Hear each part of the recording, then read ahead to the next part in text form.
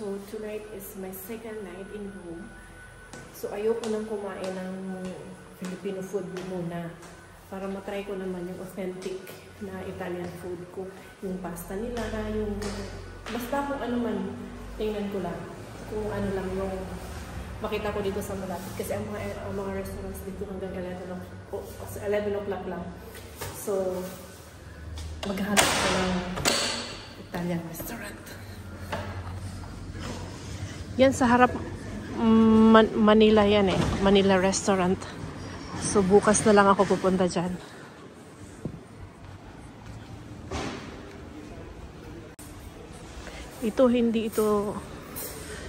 Hindi yata ito Italian. Santo Domingo Feriados. Chinese yata ito. Yeah, Chinese.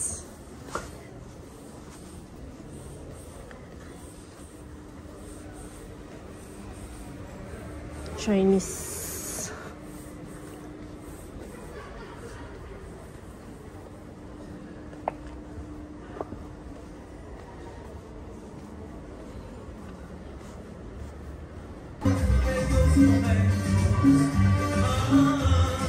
No.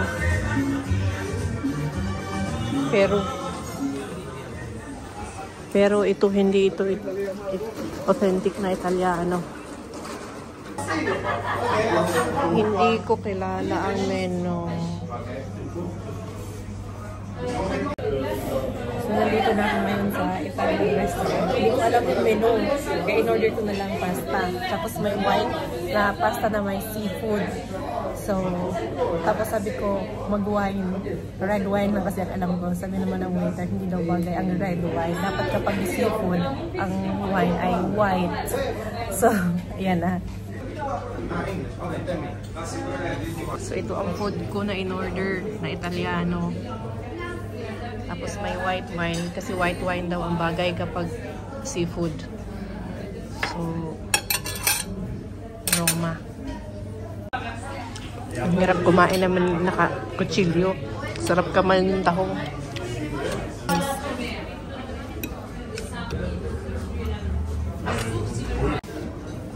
Okay.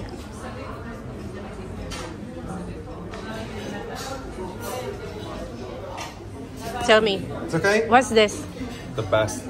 Homemade tiramisu. Tiramisu. Red fruit cheesecake. Okay. Chocolate and coconuts. Lemon cake. Caramel cheesecake. And panna cotta. Panna cotta. So which one? For me, the best is this. Okay, take this. You trust me, madam? Of course. Perfect. Thank you. Okay. So ito na ang aking dessert.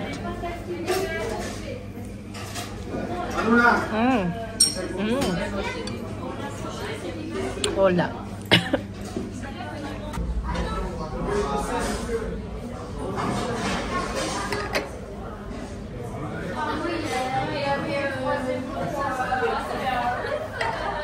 To this video, nahilo ko kasi naubos ko yung white wine.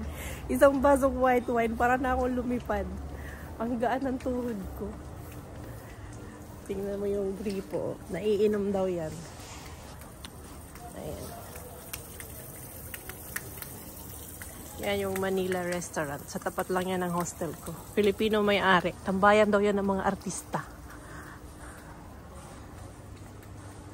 Ayan na. Diyan daw galing sila Marvin Agustin at Julina Magdanga last week. Hindi kami nagpang-abot. Nung nasa Paris ako, nung nasa Amsterdam ako, nasa Paris sila Marvin and Julina. Tapos pagdating ko naman dito sa Paris, sila Marvin and Julina nandito, dyan sa restaurant na yan. Pagdating ko naman, nasa Milan na sila. So that's it for tonight's video. Kailangan ko na matulog. Ito ang hostel ko.